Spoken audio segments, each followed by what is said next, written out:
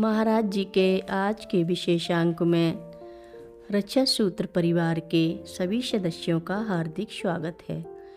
बाबा जी के भक्तों को राम राम। तब तक उन्होंने बाबा जी के दर्शन नहीं किए थे। 1945 में उन्होंने अपने मामा से बाबा जी के बारे में सुना और उन्हें कई बार सपने में बाबा जी के दर्शन भी हुए। 5 वर्ष के उपरांत उन्हें बाबा जी का साक्षात दर्शन भी हुआ। बाबा जी ने उन्हें प्रथम भेंट में ही उनके सपनों की बात बताई।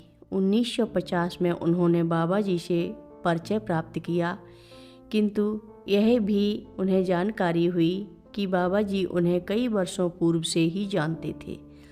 एक दिन जब वे केहर सिंह तिवारी और अन्य लोगों के साथ बैठे थे, तब बाबा जी ने उनकी ओर इशारा करते हुए कहा कि पूर्व जन्म में ये शुक्ला मेरे शत्रु थे।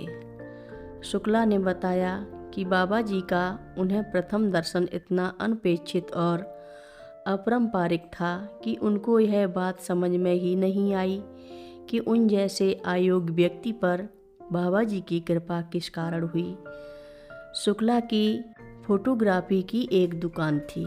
एक दिन जब शुक्ला दुकान पर थे, तभी एक तांगा आया और उनकी दुकान के सामने रुक गया।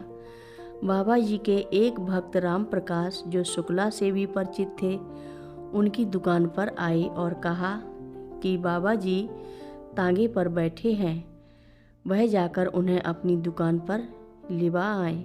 यह प्रार्थना अनपेक्षित थी। शुक्ला जी तेजी से बाबा जी से मिलने गए। तब तक बाबा जी तांगे से उतर चुके थे। शुक्ला जी ने उनको दुकान में चलने को कहा। चारों ओर देखकर बाबा जी ने शुक्ला से कहा कि क्या वह उन्हें अपने घर लिवा चलेंगे। यह तो आश्चर्य पर आश्चर्य था।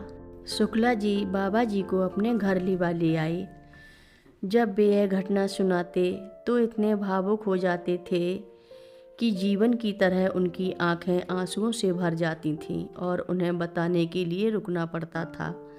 जीवन अपनी कहानी, वह सब कुछ है, यह कहकर अंत कर दिया करते थे और शुक्ला अपना वर्णन सब कुछ उनकी कृपा कहकर अंत कर देते थे।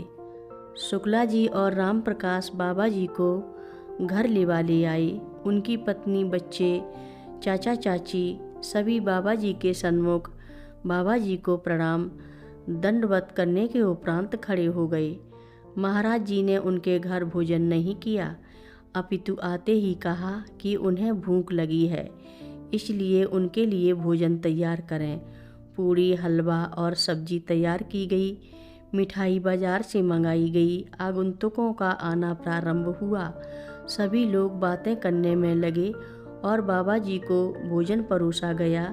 उन भक्तों ने जिन्होंने बाबा जी को पहले भी भोजन करते हुए देखा था, शुक्ला जी को बताया कि यह कुछ असामान्य बात थी। बाबा जी ने भोजन करते समय शुक्ला से कहा कि जो भी लोग वहाँ उपस्थित हों, उनको भी भोजन कराना आवश्यक है। इसलिए सभी को भोजन कराया गया। सभी लोगों के भोजन करने के पहले ही बाबा जी राम प्रकाश के साथ जीप में चले गए।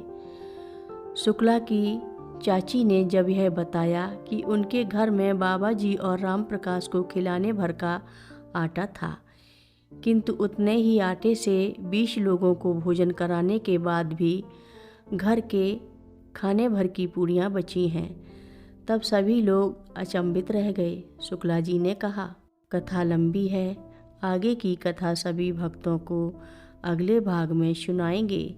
हर रोज़ महाराज जी की कथाएं सुनने के लिए सभी भक्तों का धन्यवाद। सभी भक्त रक्षा सूत्र चैनल को सब्सक्राइब करें, शेयर करें और लाइक करें। घंटी बजाना ना भूलें। सभी भक्त मिलकर बोलो, नीव करोरी बाबा जी महाराज की जय जय बोलो, सिद्धि माता की जय जय बोलो, जय श्री राम बोलो।